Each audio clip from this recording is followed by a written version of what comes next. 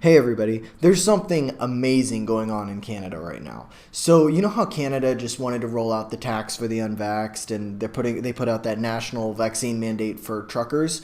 Well, there is a convoy of truckers that's 70 kilometers long, which is over 40 miles. So I would say like 42, 43 miles long. Of people, they're truckers headed to the Capitol to go protest this. And also, so I came across a bunch of tweets and a bunch of stuff about it. So I've got my phone right here and I'm looking at them. Apparently, there are truckers from the U.S. headed that way. So here's a post from, what's his name?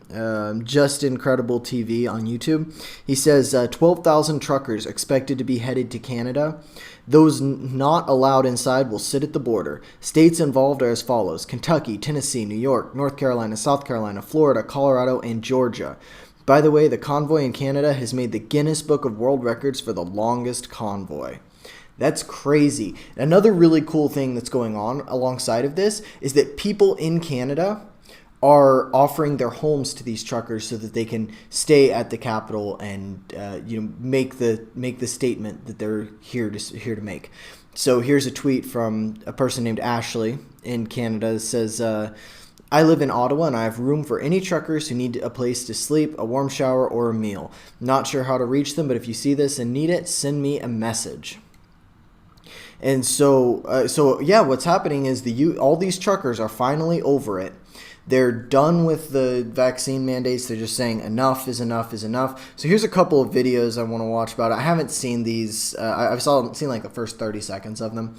But let's take a look here. The federal government's handling of rules around truckers and vaccination status is now causing some to blow the horn. Organizers and participants coming from across the West with a strong message. Drop the mandates across the board for every single man, woman, and child across Canada. We've dealt with this for 2 years. You said 2 weeks to flatten the curve. We're 2 years later. This is what everybody needs to hear. This is the thing that the politicians in particular need to hear.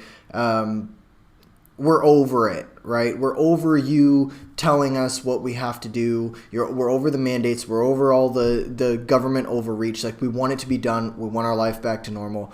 And this here is the kind of protest that is really going to get to people, because it's going to affect the food supply. It's going to affect all across the country. People are going to be short of food because of all these truckers. And this is a protest that will get attention nationally. It's going to get attention internationally. Already has, and it's going to make that statement. This is exactly what we needed to happen. Earlier this month, Ottawa made vaccination mandatory for truck drivers crossing the border. The U.S. followed suit, which has launched the convoy. Despite the Canadian Trucking Alliance disapproving the demonstration, supporters have chipped in more than $3.4 million for a GoFundMe campaign to help pay for the journey. $3.4 million. Also, I don't know why my camera keeps going on and off and on and off. It might be about to break. But $3.4 million just donated from people. Like, I know that in the grand scheme of things, that's not a lot, but for regular people to donate that kind of money, like, people really must be behind this cause. Like, think of all the people that you know. Like, how many of them, first of all, are aware of this? And then how many of them, if they were aware of it, would be willing to donate? And then how many, if they were aware of it and willing to donate, would be willing to donate like any large sum of money? Like, that's incredible. This is like the white pill that everybody needs. Like, it's not just you. Lots of other people feel the way you do, and most people, like people like myself, like I have had the vaccine, but I'm 100% opposed to the mandates. This is what we all want to see. This is a huge white pill. I don't know. It's going to be spun by a lot of people. It's like, oh, the shelves are going to be bare again. Like, everything is just going to be a mess. But to me, this is great news. This is normal people just saying enough is enough is enough. And these are people who can make, people have to pay attention to this. Like, this is like on a international level. There's going to be shortages. There's going to be all kinds of disruption because of this. There's nothing that people can do to just sit and ignore this. This is going to be huge. It's divisive. We're really alienating big pockets of our population with some of these mandates. And whether it's justified or not, it's hard to say. This bioethicist says he's unsure whether the science justifies vaccine. Okay, so this is this is something that I really like to see as well. So this is a bioethicist talking about, hey, is it actually ethical to have these vaccine mandates? Is this what we should be doing? Like, does the science bear that out? And it's kind of crazy to see that, because that's not that's not a common thing to see. The professional let's tell you what to do type of people who are on the side of enough is enough with the mandates. So it's pretty cool, because we're always shown just the one side of the story. It's like, these experts all say this, these experts all say this, and we're barraged with it. But this is a huge white pill for a lot of people to see, like, oh my God, like, there actually are a ton of experts that disagree with the Anthony Fauci's of the world. So that's pretty cool to me. Mandates, but that government communication has ultimately put Canadians at odds. Ipsos polling done for Global News found 2/3 of people believe stricter measures should be put on unvaccinated people. It also found that half think government should put a health tax on people who are unvaccinated. Yeah, so the whole health tax thing, I covered that in a video a while ago. Maybe it was a stream. I don't even remember. But yeah, they were wanting to put, I think it was, he might have just said it, but it was Quebec or Ontario. I think it was Quebec, adding a tax to unvaccinated people. And then the same thing was happening in Greece, I believe. So this is a statement. Canada's over it. Canada's just like, look, and I mean, who would expect it? It's Canada, right? Like, the stereotype is just like, these, way too friendly for their own good. Like the Weird Al line where he's like, you break their nose, they'll say sorry. Like, it's the Canadians that are standing up to this. So this is really, really cool. Conservative Party leader was asked whether he would meet with truckers when they arrived on Parliament Hill, but didn't answer the question. The new measures ultimately mean up to 26,000 fewer truck drivers are able to cross the border. Aaron O'Toole says that could lead to fewer items on shelves and higher. Oh my God, 26,000 fewer truck drivers. Like, that's insane. Like, how many, like, I used to work at a Target store back in the day, and we would get like 3 trucks a week. And so that would be like one of 2 or 3 truck drivers. So can you imagine 26,000 truck drivers, the amount of product that's not going to be on the shelves? Because like I'm saying, like a medium-sized Target store is going to get like 3 trucks a week. And so you've got, all the product in the store to keep it stocked for a week on 3 trucks. So you have 26,000 truck drivers, and each one will say deliver like between 1 to 2. It's usually like 1 to 2, maybe even 3 or 4 trucks a week, depending on how far they have to go. But that's still so much product that's not going to make it to the shelves. I mean, there's no way to ignore this. You just cannot ignore this. It's too big. Higher prices. So we can't have policies that make that even worse, and we can't raise taxes.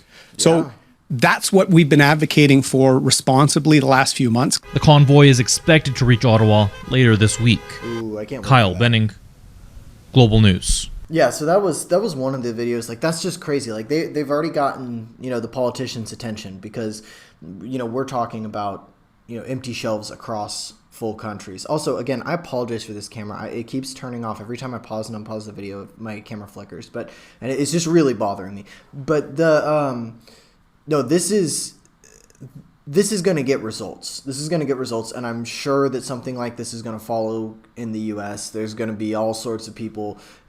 If this works in Canada, you'll see something exactly like this in regions of the U.S. So here's another video. On a Winnipeg street, a convoy of trucks and other vehicles protest vaccine mandates. Because it affects jobs, it affects everyone's truckers, farmers, you name it. Other convoys are headed all the way to Ottawa to protest new rules requiring cross-border truckers to be vaccinated. Look at that sign. No mandates for anyone Thank you, truckers. Let's save Canada. Like, this is such a wholesome story. And I know, like I said, there's going to be so many people talking about, like, oh, this is going to be the death of us all. There's going to be nothing in the stores and all this. And it's like, no, because this is pressure that they will have to cave to. Like, the only way to get the government to relinquish their power is to put pressure on where they feel it. And that's going to be with all of their constituents. And this is going to be, like, every normal person is going to be affected by this. And they're going to wake up and then be like, what the hell have we been dealing with, for the past 2 years? It's time to, it's time for the government to give up that power. It's over with. Like, it needs to, this might just be the catalyst that pushes COVID into the rearview mirror. This is really awesome. Canadian Trucking Alliance says the vast majority of Canadian truckers are vaccinated and says it disapproves of protests on public roadways. Some premiers are weighing in. Is it just going to essentially have a negative result in us not being... This guy's Canadian accent, like, it's so Canadian. Like, oh my God, his accent is so freaking Canadian. It just makes me laugh. I can't help myself. Being able to access the goods and services that truckers bring to our community each and every day. Alberta Premier Jason Kenney tweeted photos of empty grocery store shelves, blaming the mandate and calling for the policy to end.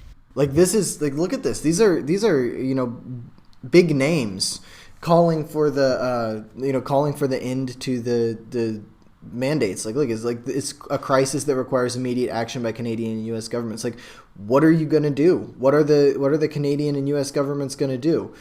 They've got really no choice other than to lessen these restrictions, because if the truckers just refuse to truck, then what's going to happen? So this guy that tweeted this, I think they just said this, but he's the premier of Alberta. This is a premier of Alberta. Like, look at this. These are pictures from the grocery store, apparently this morning, because this video was made today. So just wow, look at that. There is nothing in that store. But the Canadian Federation of Independent Grocers says the trucking mandate is just one of several factors that might lead some Canadians to not finding all they want at the grocery store, along with labor shortages and extreme weather. Labor shortages because why? Because why? Is it government policies that incentivized people to stay home and not work? Is it labor shortages because people are scared of COVID? Is it labor shortages because people can't work because they're not vaccinated? Is that what it is? That might play a role in it, do you think? Doesn't mean the shelves are completely barren or anything like that, but we're already starting to see for some products where they're just not coming in time, or we're not getting them in the quantities that we need. Come a couple of times and there haven't been garbage bags. And spices. The spices are really low. Yeah, you feel it. So now I'm just having to pick and choose. A couple of times in there. Just what? Oh, I think I just skipped it back. Just regular people here who are just like, dude, this is like we're feeling it. We're feeling the results of this this trucker strike. This is so cool. There haven't been garbage bags. And spices. The spices are really low. Yeah, you feel it. So now I'm having to pick and choose. This Edmonton store is struggling with workers off sick and unpredictable deliveries. So if we're typically waiting 3 days on an order, let's give it 6 days now. The trucker mandate is extra pressure on a strained system, but there is still plenty of food. If you need something specific or you're running low on something and you order it, like if it takes 6 days, like that changes, like it's not like a crisis necessarily, but it changes the way that, like, fundamentally that we live, right? Because we're like, oh, I need this, I'm just going to go to Walmart and get it, right? But you can't do that when there's shortages like this. Like this is just wild. Available, says this expert. I don't think we're going to be running out of food at grocery stores. We may see some outages of certain products. He says consumers shouldn't panic or panic buy. That will only make things worse. Alison Northcott, CBC News, Montreal. Paper. Like we did, the panic buying, they're literally just saying this so people don't panic buy. Like this is, you know that these people know. They're like, oh my God, if all these truckers are just not going to you know, haul the loads across the country. Like we're just screwed. Like we have to pay attention to this. This is something you can't just pretend doesn't exist, because that's generally, like, let's be honest, when there's somebody who's opposed to what the government's doing, then generally what they do is just ignore it, right? They're just like, oh no, everybody agrees with us, we're right. You can't do that here, because everybody's going to notice the shortages. So I just got now a link sent to me talking about how there's no shortage of support for the Freedom Convoy, which is super cool. People are going out all over the place to meet this convoy and cheer them on. Good for them. This is awesome. This is like, it may feel like, you know, short term, there might be less food in the grocery stores. You might be just, you know, have to deal with not having some things that you want. But this is going to get attention from the people that need to have, you know, that we need to notice. It's going to be, you know, recognize this, into this, or your political career is done. And I mean, let's just hope that this is the beginning of the end for all of this stupid COVID stuff. So thanks for watching, guys. To me, this is a great thing. This is a white pill. This is like, you know, finally, we have a form of protest that's just going to be impossible to ignore. This is super cool. Good for the truckers. Good for everybody who's supporting them. And if you're a trucker who's doing this, like, thank you. From all the rest of us who don't have that position that you do, like, this is the right thing to do. So no more mandates. Let's get it over with, and I'll see you next time.